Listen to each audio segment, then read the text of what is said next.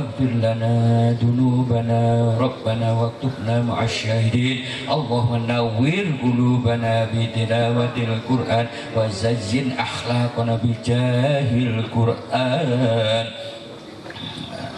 الله وأحسن أعمالنا بذكر القرآن وبيض وجوهنا ببركة القرآن ونور أبداننا بنور القرآن ونجنا من النار بكرامة القرآن وأدخلنا الجنة بشفاعة القرآن اللهم اجعل قرآننا في الدنيا قرينا وفي القبر مؤنسا وفي القبر شافعا ونصرا نورا وفي الجنة رفيقا وفي النار سترا وحجابا اللهم ارحمنا بالقرآن واجعله لي إماما وسلام على المرسلين والحمد لله رب العالمين بركة الفاتحة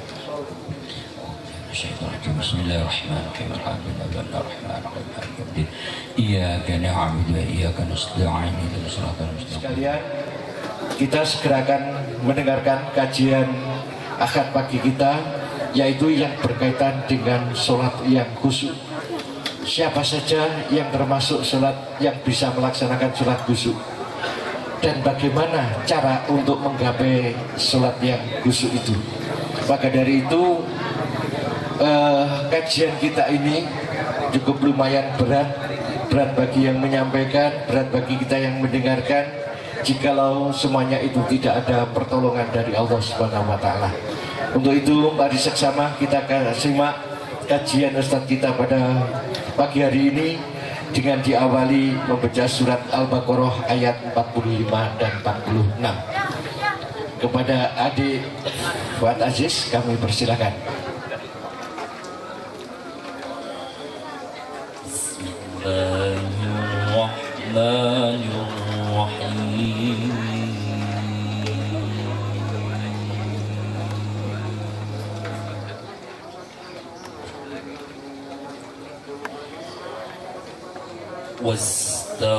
واستعينوا بالصبر والصلاة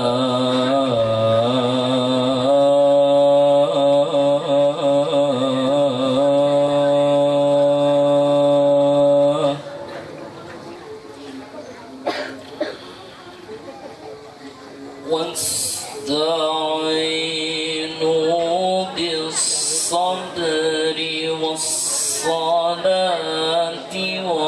وإنها لكبيرة إلا على الخاشعين يا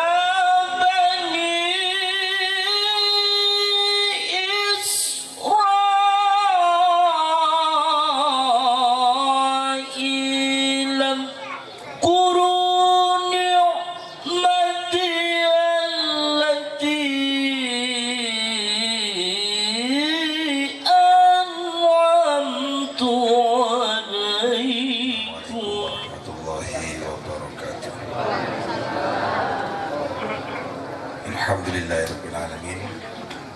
Hamdan li rabbil azimil jalil. Salatan wassalaman li rasulihi Muhammadin al-hadid jalil wa ala alihi wa sahbihi amsalil qanatil amal.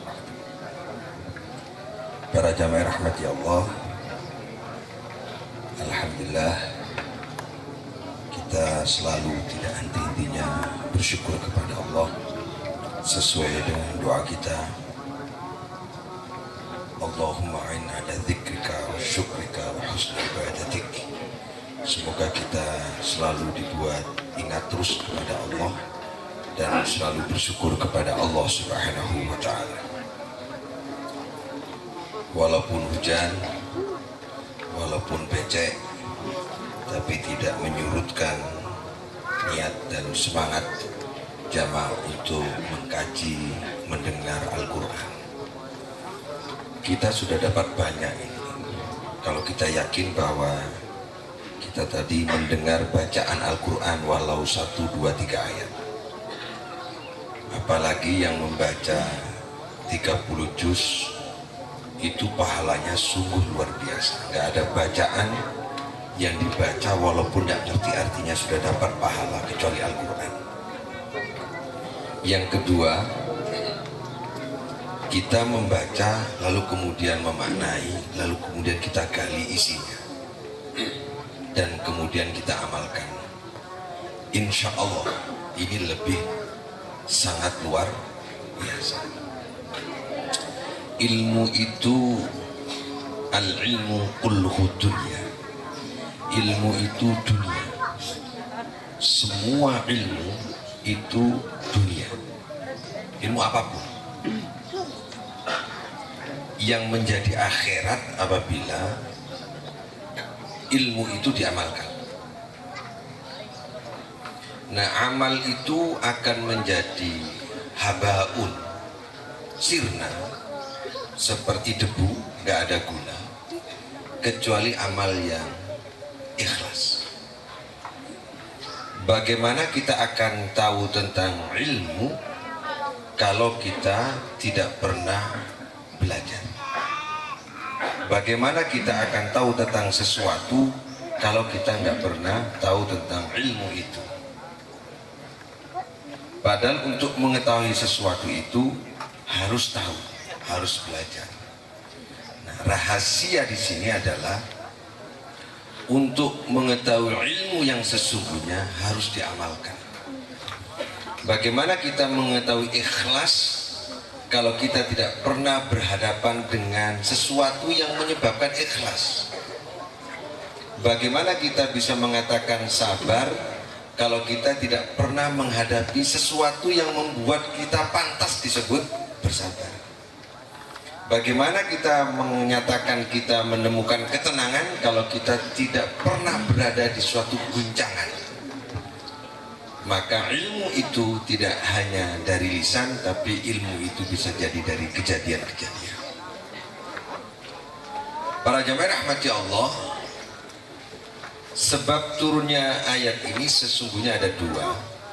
Yang pertama berpendapat bahwa ini kaitannya dengan sindiran kepada orang Bani Israel, orang Yahudi, bahwa Allah mengabarkan kalau ada resep dan konsep hidup di dalam menghadapi kehidupan ini, yaitu wasta'inu bis-sabri was-shalah. Ayat ini populer karena banyak yang insya Allah hafal. Wasta'inu lan podo numrih jaluk pitulung sira kabeh bisabri kelawan sabar wassalah lan sembahyang. Kita ini diminta oleh Allah Subhanahu wa ta'ala kalau meminta kepada Allah pertolongan itu dengan sabar dan sholat. Wa innaha lan setuhune sholat lan sabar. Ini luar biasa ayat ini. Ha itu dhamir yang tunggal, padahal yang disebut dua, bisabri sholat, sabar dan sholat. Ini sesungguhnya sholat apa sesungguhnya sabar saja, atau sesungguhnya sholat dan sabar? Karena hanya itu tunggal. Disinilah keunikan dan keindahan Al-Quran. Sesungguhnya bersatunya kesatuan sholat dan sabar, itu maksudnya. Jadi satu, sholat dan sabar itu jadi satu. Wa innaha, sesungguhnya sholat dan sabar yang menyatu pada diri manusia, iku lakabiratun, yakti abad. Jelas sudah, berat. Jelas abad, sabar dan sholat abad. Terus ngilih abad nih. Iku lakabiratun yakti abad illa kejaba alal khasiin tumrap wong kang khusuk kabeh, kecuali orang yang khusuk dalam menjalankan sholatnya dan dalam rangka sesuatu yang setelah sholat. Khusuk. Para jamaah rahmati Allah, kita ini disuruh oleh Allah dan Allah memberi resep Kalau ingin minta tolong kepada Allah, kuncinya adalah dua, sabar dan sholat. Sabar itu apa? Sabar itu terkait dengan kejiwaan, ketabahan jiwa. Jiwa itu, para jemaah rahmati Allah, ketika menghadapi sakit, ketika menghadapi capek, ketika menghadapi letih, ketika menghadapi problem, lalu bagaimana kita menahan nafsu, menahan amarah, tersinggungan, termasuk menahan nafsu seksual, itu kata kuncinya ada di sabar. Maka sabar itu dibagi dua, sabar secara jasmani dan sabar dari sisi rohani. Sabar dari sisi jasmani seperti bangun pondok ini kan capek ini. Pagi di sini, sore di sini, siang di sini, malam di sini, kan capek. Ketika kita capek, capeknya itu kita tahan dan menemukan ketenangan dalam kecapean itu, bahkan menemukan keindahan dan kesenangan di dalam capek itu, itulah orang yang sabar. Sehingga pernyataan yang biasa digunakan oleh anak-anak muda itu yang mengatakan begini, cinta butuh pengorbanan, itu salah besar. Kalau cinta butuh pengorbanan, itu berarti orang yang mencintai butuh berkorban. Salah. Yang betul, cinta itu dilakukan dengan senang. Jadi tidak ada pengorbanan, tidak ada pengorbanan waktu, senang dia kalau waktunya digunakan untuk yang dicintai, bukan berkorban, senang. Senang dia hartanya diminta untuk sesuatu yang dicintai. Senang dia ketika dia capek dan letih digunakan untuk sesuatu yang dicintai, bukan berkorban. Bisa terima? Berarti cinta bukan butuh pengorbanan. Cinta itu adalah kesenangan. Bangun pondok senang. Jangan capek, aku ini kesel, masa benerin kongkon. Itu berarti tidak cinta. Saya ini letih cari duit untuk pondok, bukan cinta. Aku senang bisa meluangkan waktu sampai pekerjaan tak tinggal, aku senang. Nah itu senang. Aku senang ngaji, waktunya jalan-jalan sekarang kita tinggal, aku senang. Nah, itu berarti cinta. Orang yang menemukan senang di saat letih, itu orang yang sabar. Itu orang sabar.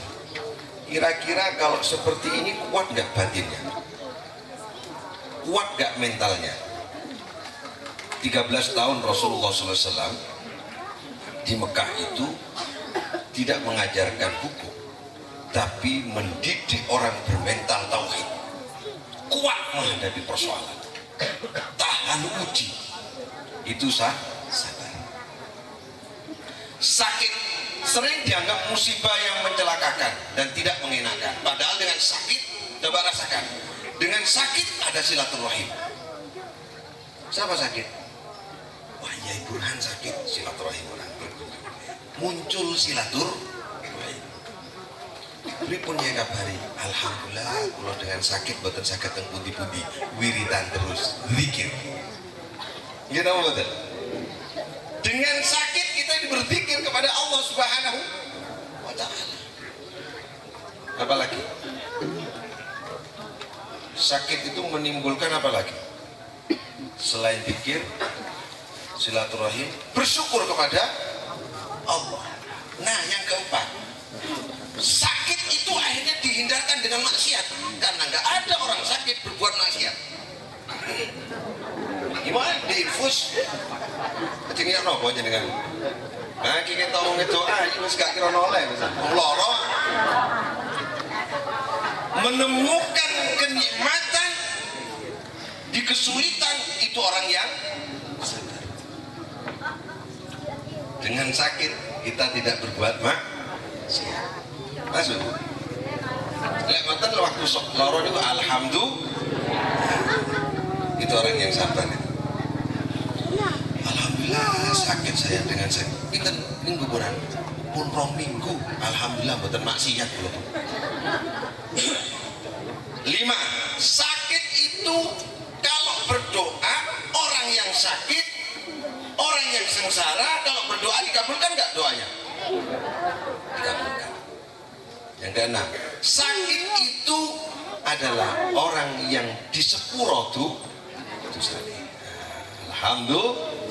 Berarti kalau sakit berarti menemukan kenikmatan dan kesenangan saat sakit. Tapi jangan dibalik, ayo loro bareng ayo, jangan begitu. Yang ketujuh, sakit itu memberi rezeki perawat dan dokter. Coba lagi nama badan. Mana yang nggak enak? Enak terus. Menemukan kenikmatan dalam kesulitan itu yang disebut sabar. Nah, orang yang sabar ini kalau digandeng dengan sholat, nah gitu kan. Kalau orang yang sabar ini ketemu dengan sholat, insya Allah itu yang disebut orang yang khusyuk. La kabiratun, sungguh ini hal yang berat. Kita menahan amarah. Pantese iku ngamuk pantese, tapi mboten ngamuk. Pantese iku tersinggung, tapi mboten tersinggung. Niku jenenge sabar. Hati yang tenang, tentram itulah sabar. Sabar itu apa? Sabar itu cara Jawane weruh sak gurunge minara. Iki gak umum nih. Apa dasarnya Pak Haji? Kok ada sabar weruh sak gurunge minara? Ayat Quran. Quran ini menyebutkan bahwa orang sabar itu weruh sak gurunge minara. Ayat selanjutnya, alladzina yadhunnuna annahum mulaqu rabbihim wa annahum ilaihi raji'un. Ini weruh sak gurunge minara. Kenapa kita sabar? Karena dia tahu bahwa yang hari ini gagal sesungguhnya itu kebaikan dia yang akan datang. Yang hari ini terasa pahit sesungguhnya itu manis pada yang akan datang. Orang yang tahu jangkauan ke depan hidupnya seperti apa, itulah orang yang sabar. Enten tiang gagal nyalon bupati, umpama kok gak stres ngomong gitu. Umpamane dia tahu bahwa saya tidak jadi ini karena nanti yang lebih baik akan diberi oleh Allah Subhanahu wa Ta'ala. Harus sabar kan? Nyalon pegawai negeri gagal, kok diem tenang sabar? Dia tahu bahwa Allah memilihkan yang terbaik setelah kegagalan ini. Berarti tahu weruh sak gurunge winara itu kan bahasanya orang Jawa nggih. Weruh sak gurunge winara niku mesti sabar apa mboten? Aku ro karepmu kok. Sabar ngerus karepe. Tapi bukan dukun lho ini, bukan. Weruh sak gurunge winara. Padange ati niku sing diarani sabar. Wong sabar niku padang atine, bersih atine, bening atine. Wong sabar itu bening atine. Bening atine. Jadi sabar maknanya beninge ati weruh sak gurunge minara. Enak guys. Niki pun ngaji tasawuf nih Pak, ngaji tauhid. Kenapa? Sebab karena di ayat lain disebutkan ngeten, wattaqullah wa'lamu, wattaqullah wasma'u, wattaqullah wa yu'allimukumullah. Wattaqullah nang ana. Wattaqullah takwa sira nang Allah. Takwa sira nang Allah. Nggih. Takwa wedya sira kabeh. Allah ing Allah. Wa'lamu lan weruh sira. Berarti wa'lamu itu ilmu. Untuk menuntut ilmu syaratnya harus takwa dulu. Wasma'u, untuk mendengar ayat-ayat Al-Quran, untuk mendengar mengetahui ilmunya Allah, takwa dulu. Untuk menerima ilmu dari Allah Subhanahu wa taala, wa yu'allimukumullah, itu harus takwa dulu. Jadi takwa itu fondasi orang yang menuntut ilmu. Takwa itu fondasi orang yang belajar. Takwa itu fondasi orang yang melakukan aktivitas apapun. Takwa itu fondasinya sabar. Jiwa yang tenang. Coba kalau tiang ngaji gak takwa, mari ngaji lak ngantem kancane. Enten tiang nuntut ilmu gak takwa, habis nuntut ilmu, ilmunya digunakan untuk mencelakakan orang lain karena tidak maka fondasinya isine takwa niku sabar, tenang, tentrem, padange hati, werusak gurunge minara. Yang kedua sholat, bisolah. Yang satu kan bisobri, yang kedua dengan wassolah, dengan sholat. Sholat itu nopo?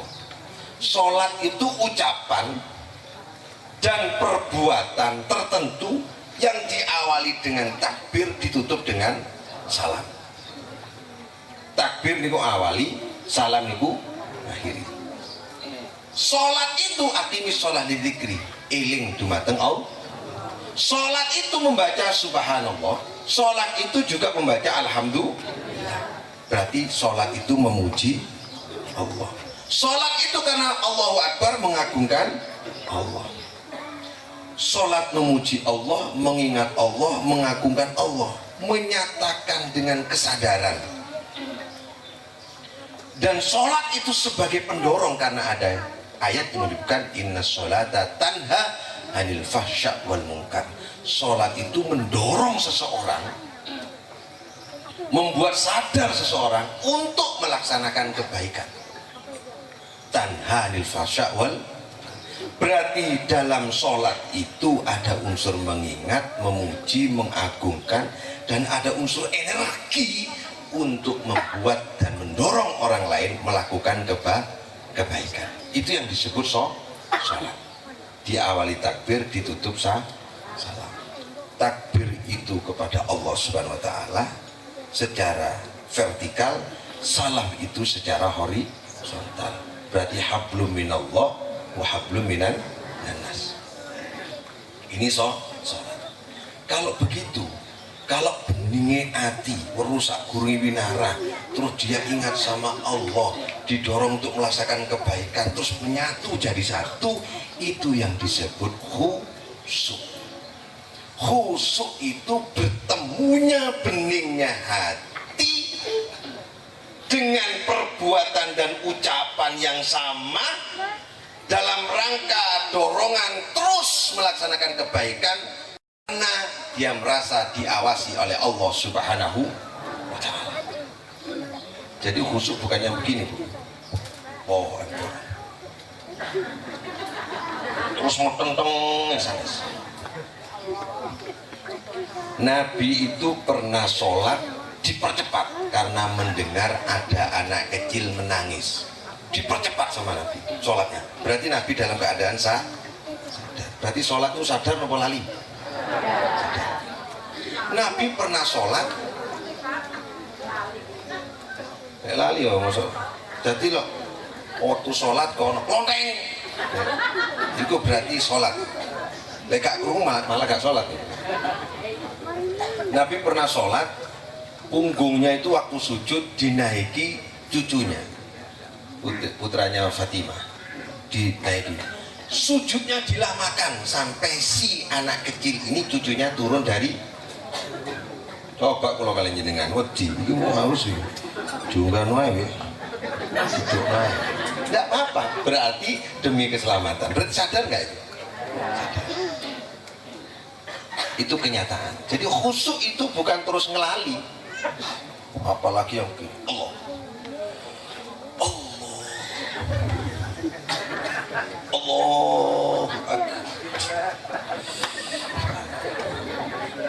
Enak masih. Ngomong toto. Allah, sanes. Khusyuk ini bukan ini. Niki was-was ini. Tenang mboten niku. Ini tidak boleh jadi imam ini. Allah. Allahu Akbar. Allah iku kok takbir kedua iku apa iku? Bahaya ini. Jadi bukan itu khusyuk itu. Khusyuk itu bukan menteleng terus main Bismillahirrahmanirrahim dengan menyebut nama Allah yang mengasihi yang di batin. Alhamdulillah utawi segala puji bila iku kadri Allah di batin. Sanes ngoten. Khusyuk itu berarti bertemunya benihnya hati tadi ya, ketenangan dan ketentraman dengan mengingat bahwa kita ini dibuat, dibentuk, diciptakan oleh Allah. Ini kembali kepada ayat sebelumnya. Ayat sebelumnya dulu itu kita kan ngaji Yasin. Apa kemarin? Surat apa itu ya? Apa ayat ini? Awalam yaral ladina awalam yaral insanu anna khalaqnahu min nutfatin fa idza huwa khasimun mubin wa dhalaba lana mathalan wa nasiya khalqa qala ma yuhyil idhama wa hiya ramim qul yuhyiha alladhi ansha'a wa bi kulli khalqin adzim. Bahwa di surat Yasin itu disebutkan kula kalian jenengan dibuat dari min nutfah, dari air. Jadi orang yang khusyuk itu orang yang tahu bahwa dirinya terbuat dari air yang kemarin kita bahas, ya kan? Dan akan kembali nanti kepada Allah, ditanyakan mahil idhama wa hiya ramim. Bagaimana Allah akan mengumpulkan tulang belulang dan menghidupkan tulang belulang yang sudah hancur? Kita harus yakin bahwa Allah akan menghidupkan lagi. Kalau kita sadar bahwa kita ini terbuat dari air, hidup kemudian mati, nanti dibangkitkan lagi, ingat kepada Allah enggak? Ingat. Sholat yang seperti ini disebut khusyuk. Ini sholat khusyuk. Ini sholat khusyuk. Siapakah orang yang bisa menjalankan sholat khusyuk? Alladzina yaiku wong-wong, yaiku wong-wong khosiin itu tadi, alladzina, orang-orang yazunnuna, yang dia itu kang yakinaken kabeh. Yakin dia, ada dua pendapat itu. Ada yakin, ada zon, itu maknanya nyongko, menyangka, menduga. Dugaan ini dugaan banget. Kang duga itu apa? Sanes ngiro. Kang nyongko banget. Ngarani.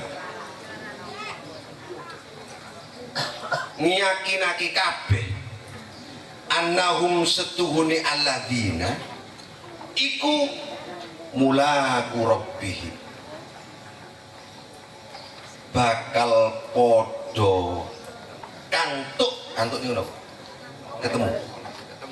Ketemu bakal podo ketemu sinten rabbihim, pangerane alladzina, bakal podo kantuk pangerane alladzina, kepethuk. Bahasa Jawa ini malah kepethuk. Dia menduga dengan keras, dia yakin bahwa akan ketemu nanti dengan Tuhannya mereka. Orang yang khusyuk ini punya dugaan kuat. Kenapa Allah menggunakan dzon? Kok gak menggunakan kalimat yakin saja? Karena memberi toleransi. Mungkin ada orang yang belum pas keyakinannya, ditoleransi oleh Allah menggunakan dzon. Jadi kalau kalian jenengan nyongkong nus cukup, insya Allah aku ketemu kok. Nah cukup. Pak sampai pol banget yakini, mboten napa-napa. Pokok nyongkong mawon mboten napa-napa. Persangkaan yang kuat bahwa kita akan ketemu mulaku rabbim. Mulaku rabbim iki napa maknane mulaku rabbim? Ketemu kali napa? Kali ridhone Allah. Ojo langsung ketemu kali Allah langsung ngoten. Ridhone, rahmate. Nah, ketika mulaku rabbihim, ini kalau dikaji luar biasa. Kita tasbih dulu. Subhanallah wa la ilaha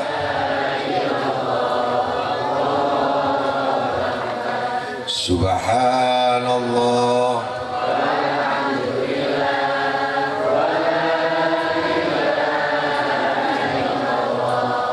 Allahu Akbar.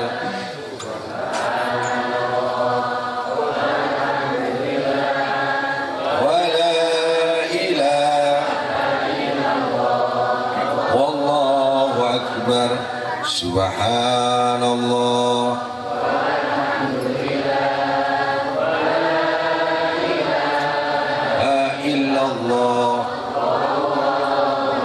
Para jamaah rahmati Allah, mula kurabin ketemu kali rahmati Allah, rahmat ya, kasih sayangi Allah. Enten hadis la yadkhula ahadukumul jannah bi amali. Ini pernah saya sampaikan. Ini kaitannya dengan ayat ini. Ora bakal mlebu sapa salah swijine wong di antara kita al jannata ing surga bi amalihi karena amalnya. Ini adalah berdiskusi. Kok bisa ada orang mau masuk ke surga bukan karena amalnya? Ini ada seorang tokoh agama, kiai lah,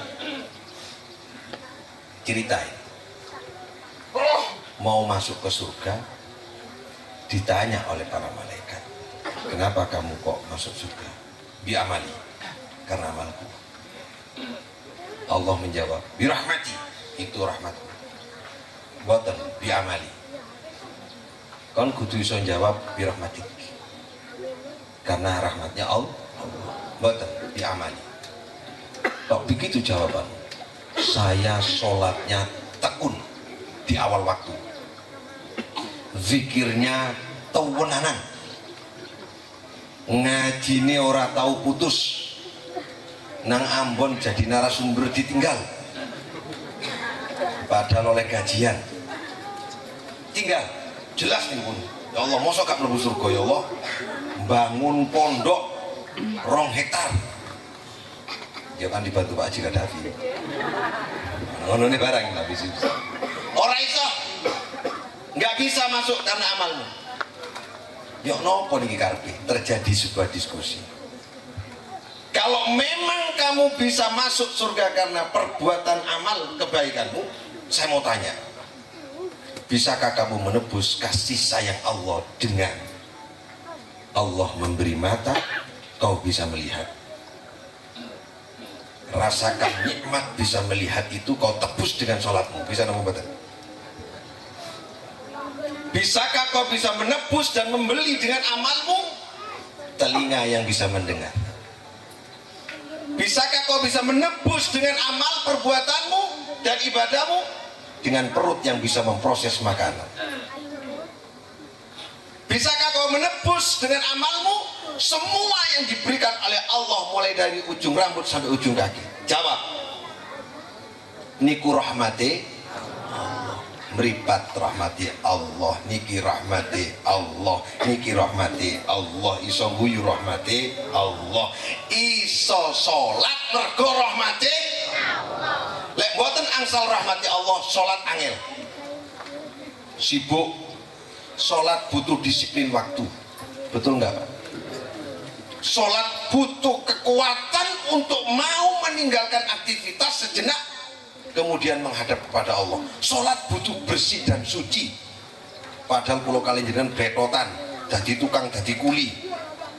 Lek gak dipanggil kari rahmati Allah, gak kira so. Berarti singgara iso salat, singgara iso api, singgara iso nopo-nopo niku jenenge nopo? Berarti mlebu surga krono? Oh. Masuk. Ojo diaku amal. Iku mergo rahmati. Wong sugih iku mergo rahmati. Wong melarat juga mergo rahmati. Soale lek wong melarat disugih no biasa sombong. Wong melarat niku ibadahe, lek kepengin mlebu surga niku sabar. Wong sugih ibadahe lek kepengin musuga niku syukur panggonane dhewe. Lek enek wong melarat disugino dadak iku biasa terus sok guaya lali nang kancane timbangane sombong dimelarat wae ngono iki. Niku rahmate enten apa mboten? Sabne gak ngono iku arek iku. Bareng wis sugih saiki ngono lho. Iki enek dibalekno maneh. Sakit diterima? Berarti rahmati orang yang tahu persis, yakin bahwa semua kehidupan dan menemukan rahmatnya Allah. Nah ini mulaku rabbihim, menemukan rahmatnya Allah, itulah orang yang jadi waktu ngeten iki Allahu Akbar kabeh iki rahmati Allah. Ora ono sing diakoni. Gak ono engkresi kanca misale. Wis gak ono engkresi awak. Wis gak niteni imame bener gak macane dawa cendeke. Gak fasih. Enten mboten ayo. Salat niteni imame. Biyen mboten. Terus khusuk tekone wong gak rahmati Allah niki. Gak ketemu kali rahmati.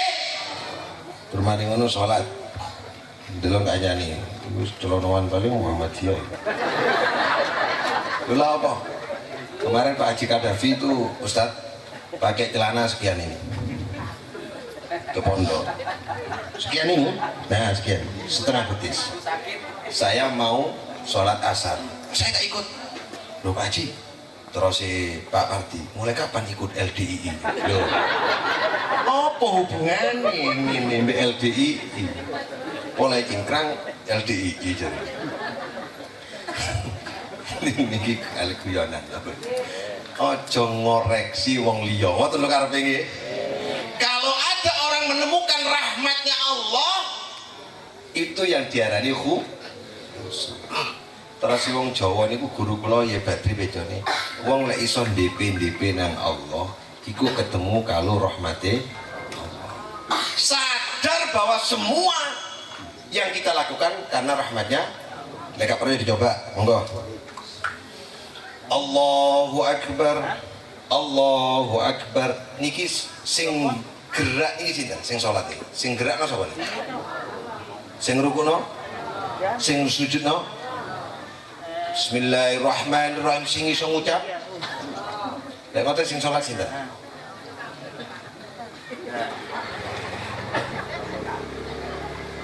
Lek kabeh digerakno Allah. Lungguh dilungguhno Allah, rukuk dirukukno Allah, ngomong diomongno Allah. Sing nyembah sinten? Sing disembah?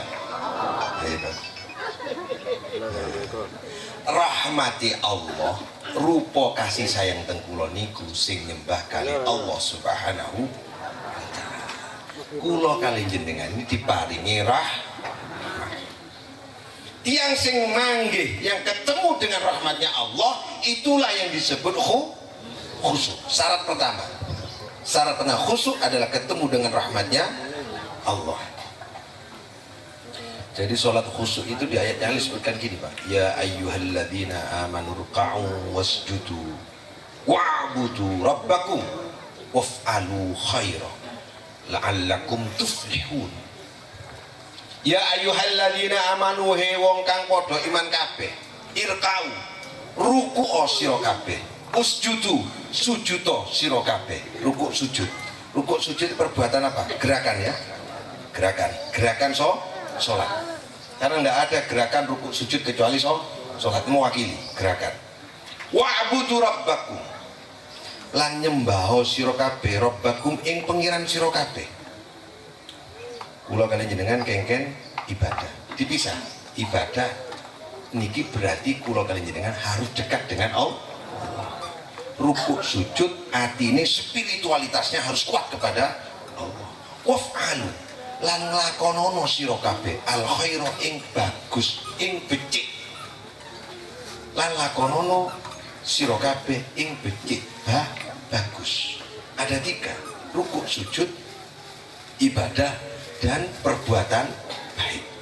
Berarti orang khusuk itu ada 2. Khusuk di dalam sholat, khusuk di luar sholat. Jadi sholat tidak hanya di dalam waktu sholat saja. Ada sholat khusuk di dalam sholatnya, saat sholat dimulai takbir dan salam. Ada sholat khusuk di luar sholat. Waf'alul khaira, dan kamu diperintah untuk berbuat baik. Berarti satu kesatuan antara sabar dan sholat, yaitu kalau kita khusyuk sholatnya benar secara syar'i, kemudian perbuatan sehari-harinya baik, itu berarti connect antara sholat dan perbuatan. Lah enten tiang tepat waktu tapi medit gak khusyuk sholatnya. Nah, enak nih. Lah enten tiang sholat khusyuk bener wajahane ngamuan ngelarani wong liya ora khusyuk sholatnya. Bisa terima Pak? Oke, Aji. Jadi lek ngiteni wong khusyuk sanes waktu ngeten iki, sanes waktu ngeten iki. Sanes waktu ngiteni wong khusyuk iki marine salat. Marine salat kok kelakuane apik, nah niku khusyuk. Jelas Qur'annya. Irka'u usjudu wa'budu rabbakum waf'alu khaira al khaira waf'alu lakonono ing barang kang becik. Kita disuruh melakukan kebaikan. Berarti orang yang khusyuk itu orang yang baik. Ini bukan hasilnya sholat, bukan. Hasilnya sholat berbuat baik, bukan hanya itu. Satu kesatuan. Bisa terima Bu? La ilaha illa anta subhanaka inni kuntu minadh dhalimin. La ilaha illa subhanaka inni kuntu minadh dhalimin.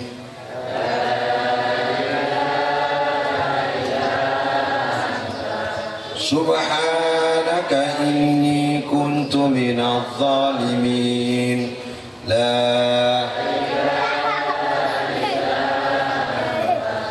subhanaka inni kuntu minadh dhalimin. La ilaha subhanaka inni kuntu. Para jamaah rahmati Allah, berarti ciri-ciri khusyuk yang pertama adalah menemukan rahmatnya Allah, menemukan ridhonya. Apakah ini diridhoi? Apakah ngaji ini diridhoi? Nah, niki mulai ditingkatakan. Kemarin kan saya sampaikan, mudah-mudahan orang yang menyumbang pondok diberi ganjaran, diberi rezeki yang baik. Amin. Gak salah kan? Salah. Mudah-mudahan donatur anak yatim dikasih rezeki dan beri umur yang panjang. Amin. Enggak salah. Mudah-mudahan yang naik haji kemudian pulang hajinya mabrur. Enggak salah. Kemudian ada titel haji. Enggak salah. Coba ditingkatkan sekarang. Naik satu tingkat lagi. Sedekah lillah. Yang anak yatim lillah. Budal kaji lillah. Terus pokoknya lillah. Enggak usah ngarep nopo-nopo.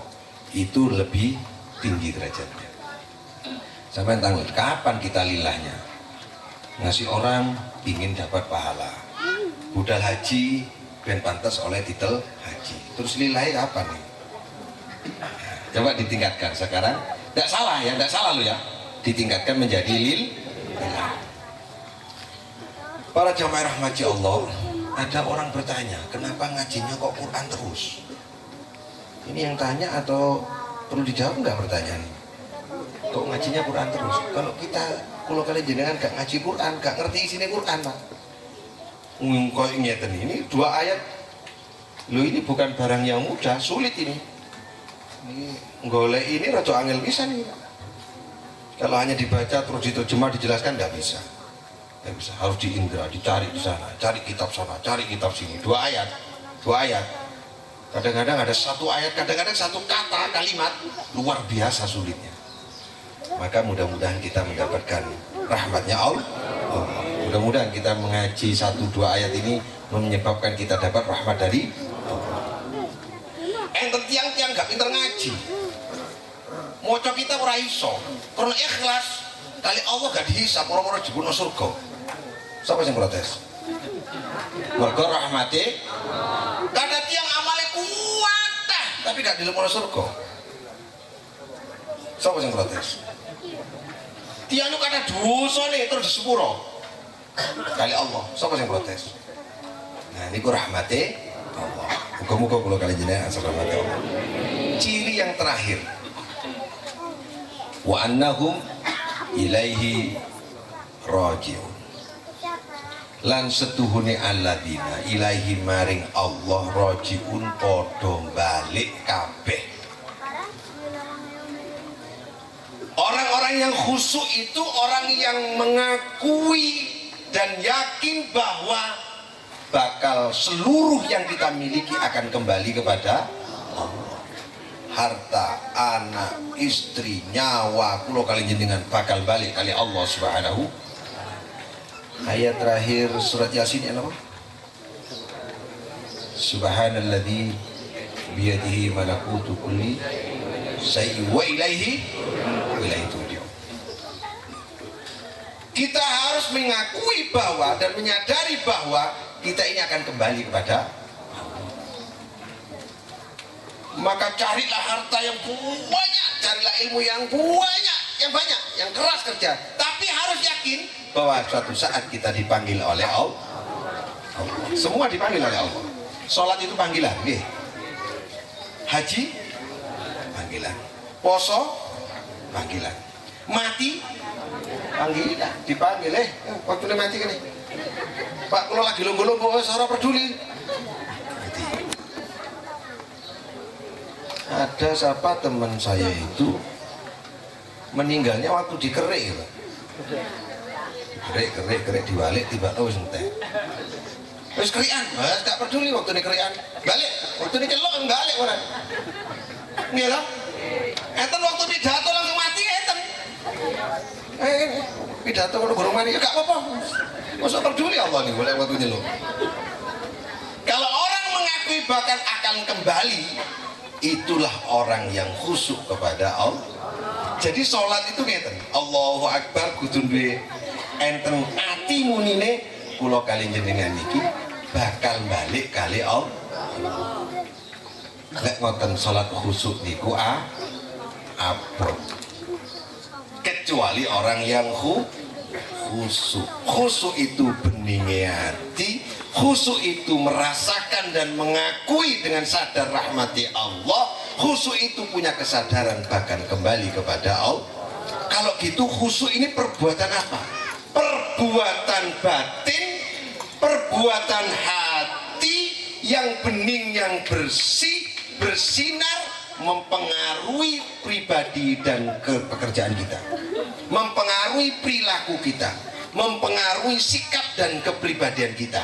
Itu yang disebut khusyuk dalam sholat maupun di luar sholat. Jelas dalam sholat itu, jelas dalam sholat aqimis sholat di dzikri.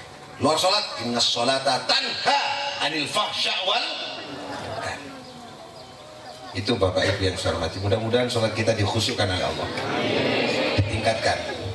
Jadi pun engkel-engkelan urusan sendakep kali betul sendakep, engkel-engkelan sing ngoten wis mulai ditinggal. Engkel-engkelan sing mulai napa rukuke ya napa ono sing ngoten niku ya wis mboten napa-napa niku, tapi jok sampe engkel-engkelan bab niku. Niku gak iso digawa nang Allah niku. Sing iso digawa nang Allah atine sing padang ketemu rahmate. Engko lek engkel-engkelan bab niki sing dawa-dawa ngeten iki. Walau sujudnya niku tok sing didandani, atine gak didandani, gak ketemu kali Allah. Napa dalilnya Pak? Apa ada kok berani mengatakan gitu? Fawailul lil musallin. Celakalah orang yang sholat. Siapa? Alladzina hum an sholatihim sahun. Orang yang lupa pada sholatnya. Lupa apa? Lupa menghadirkan hati untuk ketemu dengan rahmatnya Allah. Itu yang penting. Sholatnya cuma dandani gerakan. Tolak-tolak di sini. Dandani ini kita. Dandani ini lombe enggak ini. Ini kita sing dijogo. Atine gak dijogo. Sah. Adzan, Allahu Akbar langsung sholat. Adzannya dijogo. Tapi tapi medit iku gak juga sholat. Karena sholat niku mesti loman. Wong sholat mesti loman. Lek ana wong sholat gak loman berarti gak khusyuk. Mboten mawon wis. Sing tersinggung berarti gak loman. Ngono ae gampang kan gampang to, Pak. Ono wong sholat itu tuwunanan tapi tukaran terus nang rumah tanggane. Gak khusyuk sholatnya. Sebab orang khusyuk itu gak tahu tukaran. Lek debat gak apa-apa. Debat mesti tukaran, diskusi gak apa-apa. Sing tukaran iki mboten angsal. Lek tukaran ndang mari. Nah niku ngoten nggih. Ngapunten Kang Kadah, Bapak Ibu yang saya hormati, mugi-mugi enten manfaatnya. Mari kita amalkan bersama-sama. Jadi Islam itu intinya kelakuan. Mudah-mudahan yang kita lakukan pada tiap pagi Ahad ini bermanfaat.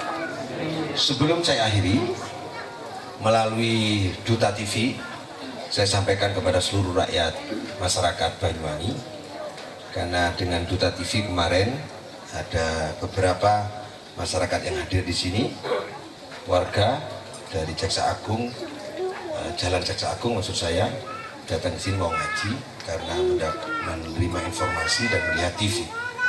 Jadi alamatnya Pondok Pesantren Al-Dzikra Muhammad Cenghu ini adalah di Jalan Sutawijaya, Sumber Rejo, Kelurahan Sumberrejo, barat dari Indomaret Pakis. Indomaret Pakis ke barat, di situ ada Pondok Pesantren Cenghu yang bentuknya kayak kelenteng dan gampang golek-golekan. Alhamdulillah Bapak Ibu, kalau hari Jumat sore kita ngaji Al-Quran khusus bagi yang sepuh-sepuh yang belum bisa sama sekali, dan bagi Bapak Ibu yang ingin memperbaiki Qurannya, tahsinul Quran, beri bacaannya. Sore hari setelah maghrib, setiap setelah maghrib selain malam minggu itu khusus anak-anak belajar Al-Quran.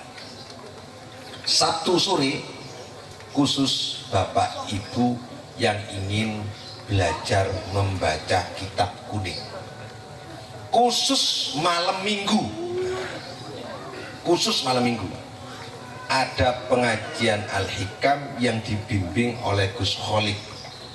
Gus Kholik ini ahli dalam baca kitab Ihya dan ahli dalam baca kitab Hikam, yang dia sangat luar biasa menjelaskan bab tentang ilmu tasawuf. Jadi yang bagi yang ingin ngerti jeruane ati nih kula kalian jenengan ngaji Al-Hikam benjing sing bimbing Sabtu malam minggu Gus Kholik setiap setelah maghrib sampai selesai. Sholatnya di sini. Nggih. Kalau umum makan niki berarti aktivitas pondok itu sudah ada, jalan terus. Saya mohon Ustadz Fuad Aziz, Ustadz Hafid mulai ngajar ngaji di sini. Luangkan waktu. Oleh karena itu setelah acara ini saya mohon tidak meninggalkan tempat, beberapa tokoh, beberapa teman termasuk Ustadz untuk menyusun program-program pondok pesantren. Dan doakan mudah-mudahan tika selesai. Masjid kan sudah kelihatan selesai nggih. Insya Allah di bulan Ramadan kita sudah bisa tarawih di sini, mudah-mudahan tidak ada halangan. Ketika kita selesai, insya Allah sebentar lagi kita rencanakan membangun asrama Pondok Putri dan asrama Pondok Putra. Setelah itu insya Allah mudah-mudahan jangan sampai putus, kita akan bangun miniatur Ka'bah dan miniatur sa'i, sehingga kalau Bapak Ibu mau umroh mau haji, belajar sa'i dan tawafnya ada di sini. Dan program selanjutnya kita akan bangun sekolah SMK yang ada di pondok pesantren ini. Saya kira itu mudah-mudahan. Doakan saja para donatur yang dipimpin oleh Pak Haji Kadafi dan keluarga, semoga dikuatkan oleh Allah Subhanahu wa Ta'ala untuk mengawal ini. Dan kita ini Pak, yang urunane titik ini, ayo podo ngisi pondok niki, kita sing golek duit Haji Kadafi, kulo kali jenengan golek santri minterno generasi ke teman-teman kepala sekolah SMA SMP, murid-muridnya bawa ke sini kalau sore biar dia ngaji, jadi kita tidak gampang menyalahkan Islam radikal, Islam ini dan seterusnya, tapi kita memberi bekal kepada generasi. Mudah-mudahan ini bukan ibadah bagi kita semua. Wallahul muwaffiq ila muthariq. Assalamualaikum warahmatullahi wabarakatuh.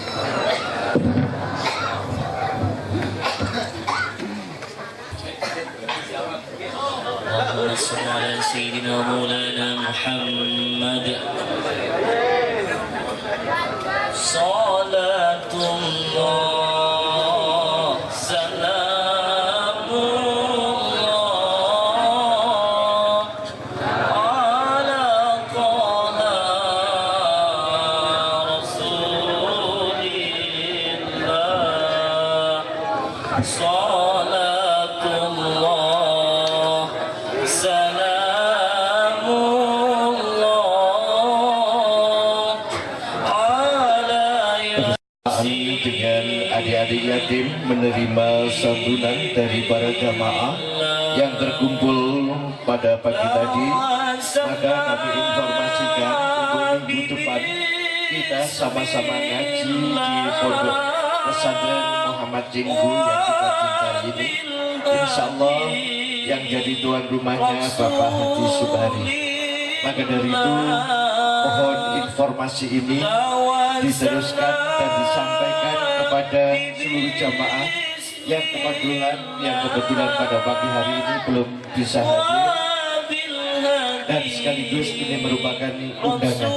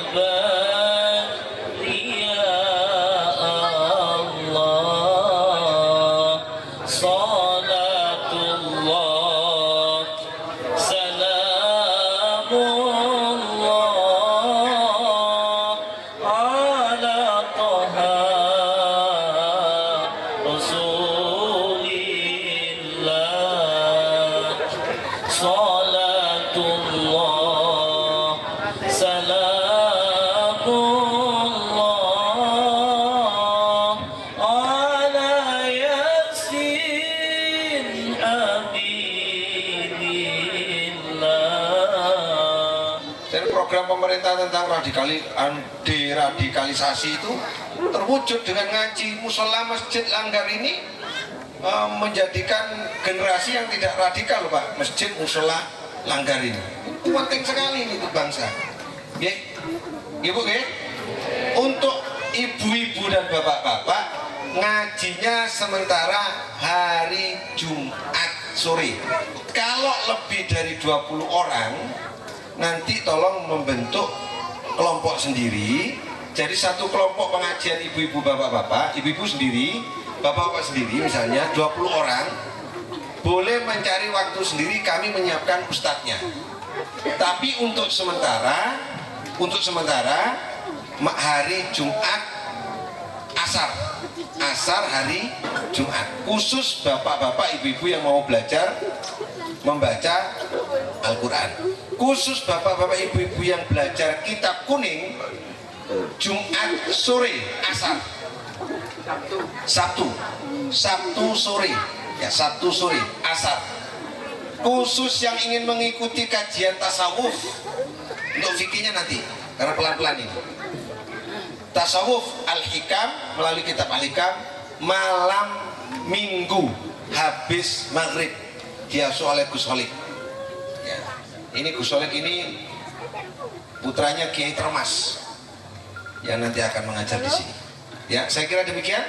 Saya ucapkan terima kasih. Mari kita baca suratul Fatihah. Semoga apa yang kita cita-citakan semua dikabulkan oleh Allah Subhanahu wa taala. Al-Fatihah. Alhamdulillahirabbil alamin. إياك نعبد وإياك نستعين اهدنا الصراط المستقيم صراط الذين غير المغضوب عليهم ولا الضالين. بسم الله الرحمن الرحيم. حسبي الله لا إله إلا هو عليه توكلت وهو رب العرش العظيم. حسبي الله لا إله إلا هو عليه توكلت وهو رب العرش العظيم. عليه توكلت وهو رب العرش العظيم. حسبي الله لا إله إلا هو عليه توكلت وهو رب العرش العظيم. حسبي الله لا إله إلا هو عليه توكلت وهو رب العرش العظيم. حسبي الله لا إله إلا هو عليه توكلت وهو رب العرش العظيم. حسبي الله لا إله إلا هو عليه توكلت وهو رب العرش العظيم. بسم الله الرحمن الرحيم. والعصر إن الإنسان لفي خسر إلا الذين آمنوا وعملوا الصالحات وتواصوا بالحق وتواصوا بالصبر. بسم الله الرحمن الرحيم. والعصر إن الإنسان لفي خسر آمنوا وعملوا الصالحات وتواصوا بالحق وتواصوا بالصبر. بسم الله الرحمن الرحيم. والعصر إن الإنسان لفي خسر إلا الذين آمنوا وعملوا الصالحات وتواصوا بالحق وتواصوا بالصبر. سبحانك اللهم وبحمدك أشهد أن لا إله إلا أنت أستغفرك وأتوب إليك. اللهم صل على سيدنا ومولانا محمد.